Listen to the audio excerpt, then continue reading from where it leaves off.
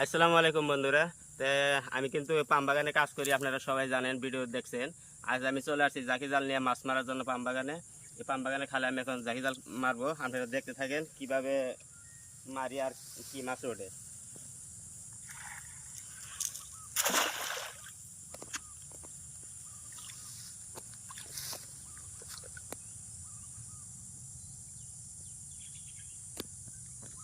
বড় মাছ পড়ছে আশিক, এই নালাতে কিন্তু ভাই অনেক বড় বড় মাছ পাওয়া যায়। তো দেখতে থাকেন কি মাছ পড়ছে। আমার মনে হচ্ছে বড় মাছ পড়ছে একটা। এর আগে কিন্তু অনেক মাছ আমি মারছি নালা থেকে।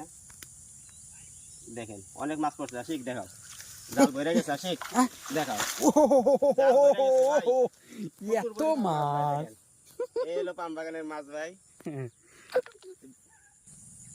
আমি কিন্তু ভাই বলছিলাম যে পাম বাগানের নালায় কিন্তু প্রচুর পরিমাণ মাছ পাওয়া যায়। তার প্রমাণ হয়েছে, এটা দেখেন, আমি কিন্তু মিথ্যা কথা বলি নাই। দেখেন একটা খেয়াও দিছি, জাল জাল কিন্তু পুরা ভরে গেছে।